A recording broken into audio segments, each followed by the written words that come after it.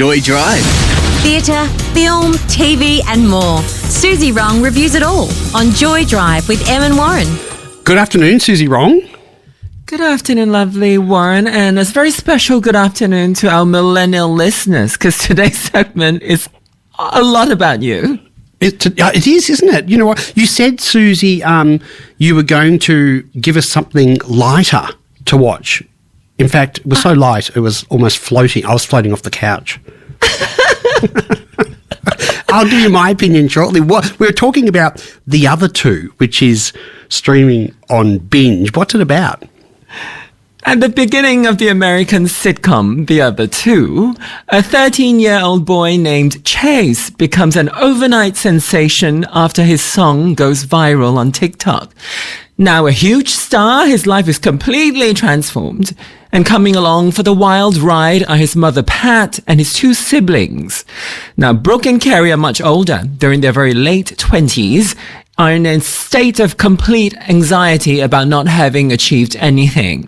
Their perceived failure stands in stark contrast with the fame and fortune of little Chase and forms the basis for the comedy of The Other Two. As doors begin to open for the family, we witness all their dreams start coming true, and the losers gradually become winners. But they discover that everything comes at a price, and all that glitters is not gold.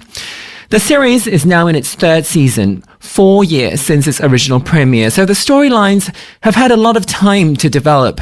What was initially a collection of really great jokes is now something much more substantial, as the characters get closer to understanding the meaning of happiness after experiencing endless situations of momentary glory. Taking me completely by surprise, The Other Two has over the last couple of days become my favorite show. I had tested the first episode last week to see if it was appropriate for our Tuesday chats and saw that one of the main characters is gay and noticed that the writing bears a really queer sensibility, so I decided to set it as homework for today. But that first episode didn't quite cut the mustard for me. Episode 2, however, gave me some of the biggest laughs I've had in a long time, and these laugh out loud moments have not stopped after watching 27 episodes. Yes, I've watched everything in less than 3 days because it's so good. Its sense of humor is sharp, satirical, irreverent, and absurd, often taking aim at show business and queer life. It may not be for everyone, but I certainly recommend trying the first few episodes, and you can thank me later if it works for you. Warren, I had no idea at all if this was going to be your cup of tea, but... Suzy. I get a sense. Look, I watched it over the weekend. I mean, I had a big weekend, I must admit. You know, we had the opening of the ski season and there was a party on in Melbourne. So it was a big weekend. So I was probably, I don't know, I was in a, not a cranky mood, but I did want something to laugh at. And I thought, I'm going to save this because, Suzy said it's going to be a lot lighter. And I sat down and I started watching it. And, I was thinking, I don't know about this. I don't know what I think about it. And I just... It didn't grab me at all. I felt like I don't like it when, and I only got through about 3 episodes of the first series and I stopped it. I don't like it when people make a big deal out of being gay as though it's like a novelty, like it's the thing the thing about us, as though there's no other attributes that make us up as a person. And that was coming across in the first episode and it turned me right off it. I thought, it's so superficial. Thank God it was only 20 minutes. And at the end of the first episode, I wasn't hooked. I wasn't thinking, I want to go and watch episode 2. I mean, I did, but I had no drive to go and do it. And it could be something with me. I don't really understand American satire. I never have, and I've never gelled with it. And this is heavy on that. To me, they were obvious jokes. They weren't funny. But I don't know. Maybe it develops in the other episodes as we go on. I think if you didn't get the second episode, you wouldn't get the humor. I think the second episode was very different from the first. The first kind of was really setting the stage and for me really quite dry and trying a little bit hard because they were trying to explain to you who these people are. So I guess it felt really central to explain that this brother is gay. The first one didn't work, but I decided to set it for homework because I thought we'd, talk together and trash the show. But the second episode made me laugh my head off, and I haven't stopped laughing after 27 episodes, and it works for me. But I can see how it wouldn't have worked for you because I think the depth of the show doesn't happen until much later. I needed the depth. Yeah, it was very, very light for, I don't know, for the first 6 or 7. It's not until the end of the first season where they start to kind of show you what they're trying to say. But, it's very hard to hold an audience that long if the sense of humor is not their cup of tea. And maybe that's it. Maybe I judged it too soon on the first episode. I had a few observations, though, when I was watching it. I thought, they always have the stereotypical gay man, don't they, with the obsession with beauty and sex and money. And I feel like, I couldn't help but think when I was watching it that they're trying to reach us and they're trying to include us by representing us as these people. And it gets I'm a bit cranky, aren't I? Because it gets my back up, because it makes me feel like I see these people in Hollywood films and in TV series, some of the ones you bring to us, and I see these people and it just makes me feel like I don't belong in this community. I'm not one of these people. I don't want to be part of this. Why do they represent the same people every time on TV shows as though we're all the same, we're all like it, and there's nothing different or diverse about it? It really annoys me. Yeah, I think in the first part of the series, a lot of that stereotypical gay image is presented because I think there was an aspiration that Carrie had of wanting, to him, success looked that way. And gradually you'll find that because he obtains little tastes of being part of that kind of group, and then he sees that, it's not what it's cracked up to be. There's a lot of the show that is sort of like Will and Grace. It's a straight woman and a gay man. In this case, they are brother sister. So I guess it does harken back a little bit to that era of television programming. It had that feel about it. Yeah. Yeah, except with a millennial sensibility. There was a lot of content about the things that millennials are interested in. Obviously, it's all about social media, it's all about TikTok, but also a lot of that stuff about, I guess, how to do the right thing, how to be perceived to be doing the right thing versus how it feels, especially for, two young white people. And I find those things quite interesting, that they want to do the right thing, but at the same time, it doesn't actually come from a really genuine place. You know who really annoyed me? The mother.